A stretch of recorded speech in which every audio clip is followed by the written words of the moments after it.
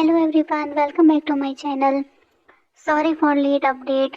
Exam चल रहे थे और फिर थोड़ा सा फीवर आ गया था, तो टाइम मैनेज करना बहुत ज़्यादा मुश्किल हो गया था।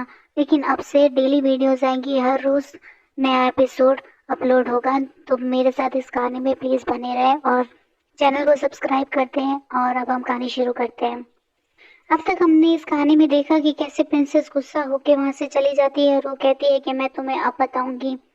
और अब हम अगले सीन में देखते हैं कि अगले दिन के न्यूज़पेपर में छपा होता है कि हाई सोसाइटी में एक बहुत ही बड़ा उलझन का माहौल चल रहा है। बैंक्वेट बॉल के बाद हमेशा से मिस्टीरियस रही ग्रैंड ड्यूक और उनकी वाइफ ने अपने आप को सबके सामने प्रेजेंट किया एक अलग ही फैशन में, जो कि देखने लायक था। और उन्होंने अपनी एक लवली डॉटर को भी सबके सामने इंट्रोड्यूस किया।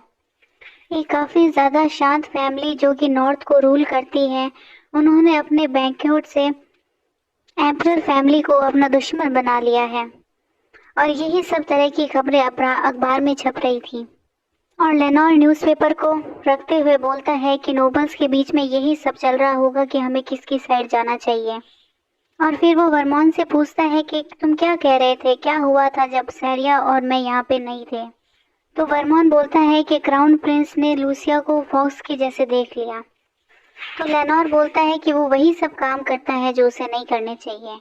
और वर्मॉन कहता है कि हम लकी थे जो फेलोन वहां से निकल रहा था। और फिर वो कहता है कि फेलोन ये भी कह रहा था कि वो लूसिया को ट्रांसफॉर्म होना सिखाना चाहता है ह्यूमन फॉर्म में। तो लेनोर को सोचते हुए बोलता है कि ये तो कोई अच्छी बात नहीं है, यही सही समय है जब मुझे मोहियांत को बुला लेना चाहिए। फिर हम नेक्स्ट सीन में देखते हैं कि हाइकन और लूसिया आपस में चलने की प्रैक्टिस कर रहे होते हैं।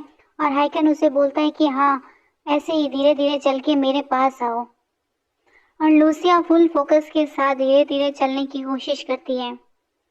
और वो सोचती है कि बैंकॉक के बाद से अब मैं बहुत ज़्यादा डिटर्मिनेट हूँ सीखने के लिए कि कैसे चलते हैं।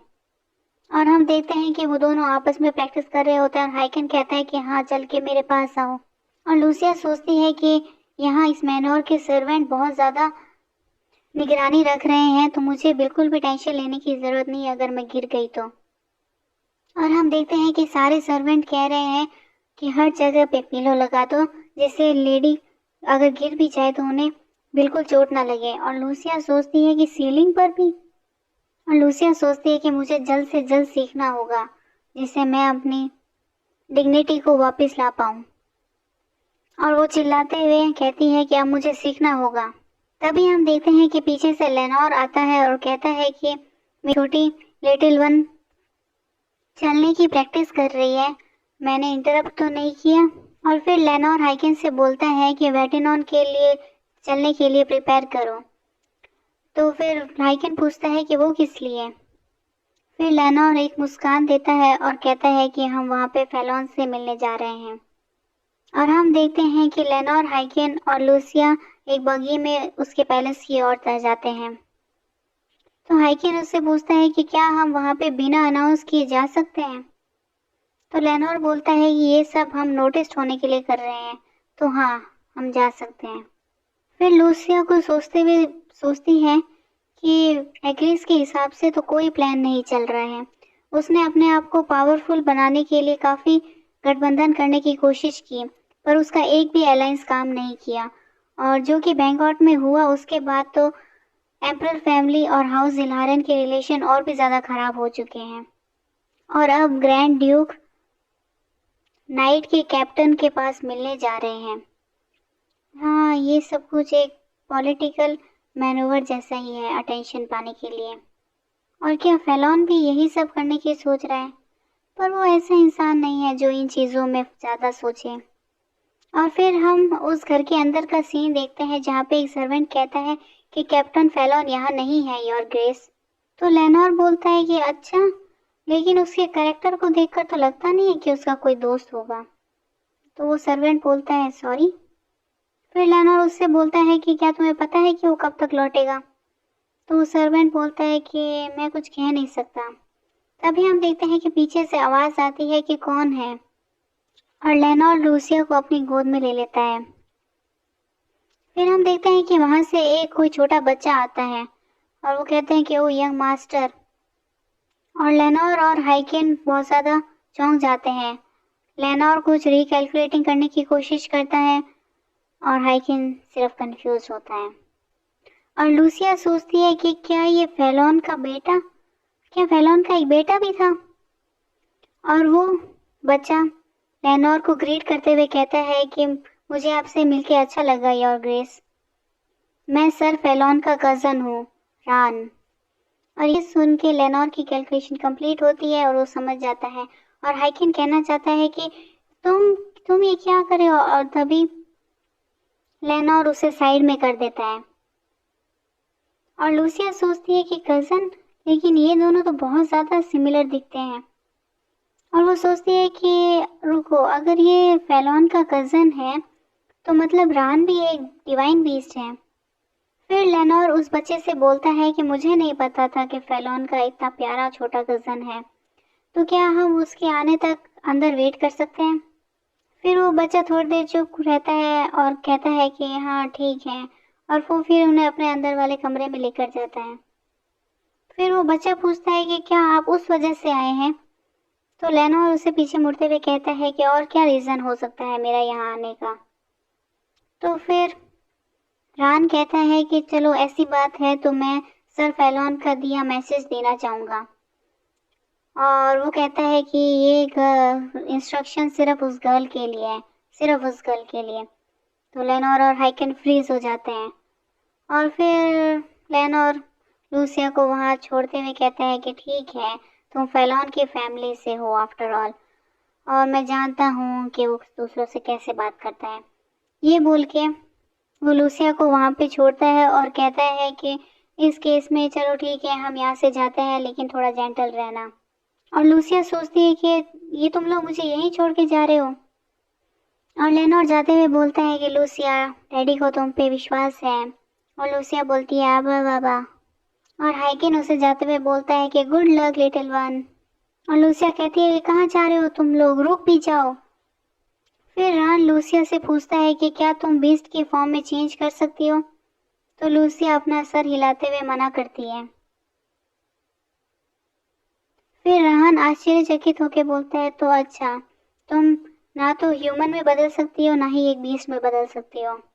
तो लूसिया थोड़ा चिढ़ते हुए बोलती है कि क्या तुम्हें भी फेलोन की तरह ही बात करना पसंद है। फिर राहन उसके सर पे उंगली रखते हुए बोलता है कि थोड़ा प्लीज एक्सक्यूज मी। और वो कुछ मंत्र पढ़ना शुरू करता है। फिर लूसिया सोचती है कि ये सब क्या हो रहा है। और अचानक से राहन अपनी आंख खोलता है और कहता है कि तुम एक हाइब्रिड हो। तो लूसिया सोचती है हाइब्रिड मतलब वो क्रिएचर जो इस वर्ल्ड में तबाही ला सकता है। फिर वो लूसिया को एक कहानी सुनाता है कि बहुत समय पहले जब डिवाइन बेस्ट आपस में मिलकर उन्होंने एक कंक्लूजन निकालने की कोशिश की कि हम उस तबाही को कैसे बचा सकते हैं इस कॉन्टिनेंट में फैलने से। जो भी इस लैंड पे पैदा हुआ है उसने ये कहानी सुनी ही है। लूसिया सोचती है कि मैंने तो ऐसी कोई कहानी नहीं सुनी हाइब्रिड और तबाही के बारे में। फिर राहन अपनी बात को कंटिन्यू करता है और कहता है कि डिवाइन बीस्ट बने थे जब गॉड की जो सोल थी वो आपस बिखर गई थी और कुछ एनिमल्स के साथ जाके लैच हो गई थी। और ऐसा बहुत ही रेयर सर्कमस्टेंसेस में होता है जबकि एक बहुत एक्स्ट्रा लार्ज पीस गॉड की सोल का किसी डिवाइन बीस्ट में बदल जाए तो हम उस बीस्ट को हाइब्रिड कहते हैं और वो क्रिएचर सबसे ज़्यादा क्लोज होता है गॉड के। लेकिन अगर एक हाइब्रिड अपनी डिवाइन पावर को सप्रेस नहीं कर पाता तो वो आखिरकार में कारण बनता है उस तबाही का। और ये सब सुन के लूसिया बहुत डर जाती है। फिर राहन उसे गोद में उठाते हुए कहता है कि लेट्स गो माय लेडी। और फिर लूसिया ये सोचती है कि मैं वो क्रिएचर बन जाऊंगी जो कि तबाही का कारण बनेगा। और वो सबके बारे में सोचते हुए सोचती है कि ये उन लोगों को भी हर्ट करेगा जिसकी मैं सबसे ज़्यादा केयर करती हूँ। फिर राहन उसे बाहर ले जाते हुए बोलता है कि ऐसा भी कुछ है जो तुम्हें देखना चाहिए। और वो उसे गार्डन की ओर लेकर जाता है। और लूसिया सोचती है कि क्या ये मुझे गार्डन दिखा के थोड़ा शांत करना चाहता है, कितना काइंड है ये। और राहन अचानक से लूसिया की आंखों पे अपना हाथ रख के उसे छुपा देता है। और लूसिया सोचती है कि ये क्या है, मुझे तो लगा था ये मुझे यहाँ पे कुछ दिखाना चाहता है, और वो कंफ्यूज हो जाती है। फिर राहुल उसे कहता है कि अब देखो। तो लूसिया सोचती है कि कुछ भी तो चेंज नहीं हुआ, पर वहाँ पे अचानक से एक ग्लो सा बढ़ने लग जाता है, और वो सोचती है कि ये सब क्या है। और वहाँ पे एक अलग सी साउंड आने लग जाती है, जो कि कहती है कि इसने लूसिया को पकड़ लिया, अब हम क्या करें। क्या ये लूसिया को नुकसान पहुंचाना चाहता है। फिर राहुल लूसिया को कहता है कि ये स्पिरिट्स हैं। तो लूसिया चौंक के बोलती है, क्या ये चीज़ है। तो राहुल बोलता है, हाँ ये सब एक आत्माएं हैं। और फिर वो स्पिरिट्स बोलती हैं कि देखो, लगता है इसने हमें देख लिया। ये लूस और वो लूसिया के पास जाते हुए बोलती है कि इसने हमें देख लिया। और लूसिया सोचती है कि मैंने तो सोचा था कि डिवाइन बीस्ट ने स्पिरिट्स को देखने की एबिलिटी खो दी है उस ग्रेट तबाही के बाद। और फिर वो स्पिरिट्स देख बोलते हुए भागती है कि क्या यही क्रिएचर है वो तबाही वाला। तो लूसिया सोचती है कि क्या ये सब राहन से दूर भाग रही हैं। फिर हम देखते हैं कि राहन लूसिया को एक फाउंटेन के पास बिठा देता है अकेले, और सारी स्पिरिट्स उसके आसपास मंडराने लग जाती हैं। और लूसिया सोचती है कि ये सब ऐसे क्यों चिल्ला रही थी, क्या सच में राहन भी एक हाइब्रिड है। तो फिर इस हिसाब से इन लोगों को मुझसे क्यों नहीं डर लग रहा।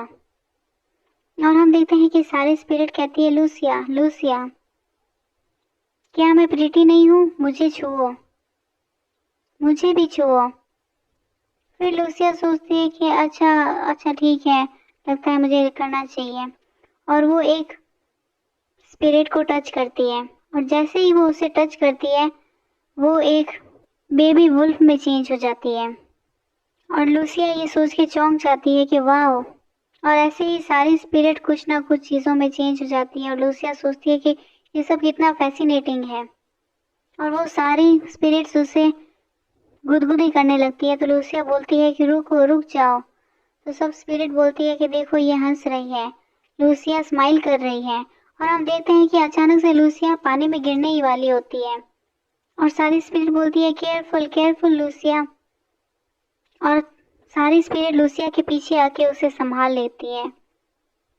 और लूसिया सोचती है कि मैं तो बस गिरने ही वाली थी। और सारी स्पिरिट हंसते हुए बोलती है कि लूसिया डर गई, चलो तो हम उसे एक गाना सुनाते हैं। और फिर लूसिया को याद आता है कि अच्छा, तो ये वही स्पिरिट है जो हमेशा से मेरी मदद करती आई है। और हम देखते हैं कि पास में जब लूसिया के ऊपर किचन में वो करी गिरने वाली होती है, तब लूसिया बच जाती है। और दूसरी बार जब क्राउन प्रिंसेस मेड पे अत्याचार कर रही होती है, तब भी वो स्पिरिट्स वहाँ पे आके उसकी हेल्प करती है। और एग्रिस से बचने में भी स्पिरिट्स ही उसका हेल्प करती हैं। और ये स्पिरिट तब भी वहाँ थी जब मैं वापस पैदा हुई थी एक डिवाइन बीस्ट की फॉर्म में। और तभी हम देखते हैं कि राहन वहाँ पे आने के लिए आगे बढ़ता है, तो वो स्पिरिट चिल्लाती है कि बैड बॉय, वो बुरा लड़का आ रहा है, लूसिया लूसिया केयरफुल हो जाओ। और हम देखते हैं कि राहन लूसिया को अपनी गोद में उठा लेता है और कहता है कि हिज होलीनेस यहाँ पे आ चुके हैं, तो अच्छा होगा कि तुम उनके सामने ना जाओ। और लूसिया ये देखकर चौंक जाती है कि क्यों, मैं उनके सामने क्यों नहीं जा सकती। और वो सोचती है कि पहले पास्ट में तो कोई भी पोप इतना ज़्यादा लव्ड और रिस्पेक्टिव नहीं था जितना कि अब हो चुके हैं। और राहन भी एक ट्रेनी प्रीस्ट है, इसलिए इसने ट्रेनी प्रीस्ट की रोब पहन रखी है। और स्पिरिट भी शायद इस बारे में कुछ जानती है और इस क्या चल रहा है। और हम देखते हैं कि वो सारी स्पिरिट कहती है कि ये लूसिया को नुकसान पहुंचाएगा, हमें पता है, हमें पता है ये बहुत बुरा है, हमें लूसिया को बचाना ही होगा, हमें लूसिया को बचाना होगा और हम लूसिया को बचाएंगे, तुम हम पे विश्वास कर सकते हो। और ये बोलते हुए वो सारी स्पिरिट आपस में अपने पावर को कनेक्ट करती हैं, और हम देखते हैं कि अचानक से वहाँ पे पावर का विस्फोट होता है। और लूसिया सोचती है कि अचानक से यहाँ पे इतनी सारी स्पिरिट कैसे आ गई, ये सब यहाँ पे क्या करने वाली हैं। और हम देखते हैं कि वो सारी स्पिरिट कहती है कि हम तुम्हें प्रोटेक्ट करेंगे लूसिया। और वहाँ पे अचानक से एक ब्लास्ट होता है, और हम देखते हैं कि ऊपर वाली बिल्डिंग टूट जाती है। Thank you everyone for listening. Next part कल ही आ जाएगा। तब तक के लिए लाइक शेयर और सब्सक्राइब करना मत भूलना। और अब से रेगुलर नहीं, डेली वीडियोस आएंगी, क्योंकि अब एग्ज़ाम भी नहीं है और एकदम फिट एंड फाइन हो। तो प्लीज़ सब्सक्राइब करना और थोड़ा पहले के लिए माफ़ कर देना। Thank you everyone, bye.